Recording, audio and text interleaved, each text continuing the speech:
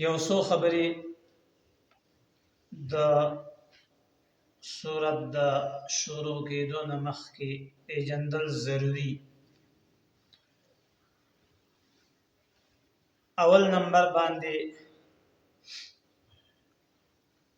د سورت نمبر چې دا څوم نمبر سورت د قرآن کریم. دویم نمبر باندې مخکنی سورت سره د دې تعلق جوړ او دریم نمبر باندې د دې سورت مقصد او څلورم نمبر باندې داغه سورت وجه تسمیه چې کوم نوم ولې خوده شه ده دا نوم ولې خوده.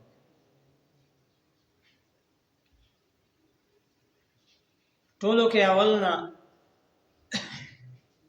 د ترتیب په اعتبار سره منګه چې دنو واورو چې دا سورت په ترتیب کې د مصحف په ترتیب کې کم چې موږ ته لیکل شوی قرآن کریم کې احکاری څلورم نمبر سورت ده او په ترتیب د نزول کې چې نازلېدو به نبی کریم صلی الله علیه وسلم ته نو پس د هجرت نه ورستو د سورۃ الممتحنین نازل شوه ده 92 نمبر سورت. مخکنی سورت سره د دې تعلق او جوړه چې اهل تفسیر په اصطلاح کې ورته ربط ویل کی. تیر شوی سورت اختتام الله جل جلاله او مضمون د تقوا واتقوا الله ويریږئ د الله. یا ایها الذین آمنوا اصبروا وصابروا ورابطوا واتقوا الله. ایمان والو صبر کوئ او ټینګ ودرېږئ په مقابله د کافرو. اصبروا صبر کوئ وصابروا او ټینګ ودرېږئ په دشمن مقابله کې. ورابطوا او مضبوط کئ اسلامی سرحدات. واتقوا الله ويریږئ د الله. تقوا اختیار کئ یره د الله خپل پزړه کې پیدا کړئ.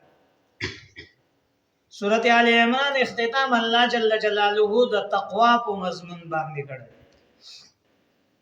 نو سورۃ النساء ابتدا هم الله جل جلاله د تقوا د مضمون نه کړی دا. یا ایها الناس اتقوا ربکم الذی خلقکم.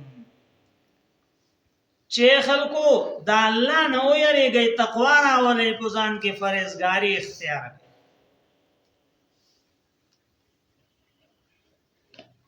وس دې سورۃ ته سورۃ النساء ویل کېږي په وجه د دې د نوم اخوده شه ده چې په دې سورۃ کې د نساء په عربی کې زنانه او خزو ته ویل کېږي.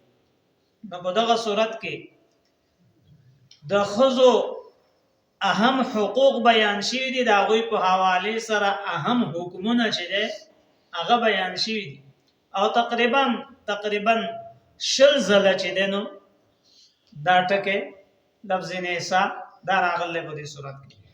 نو په دغه وجه باندې دې ته سورۃ النساء ویل کېږي.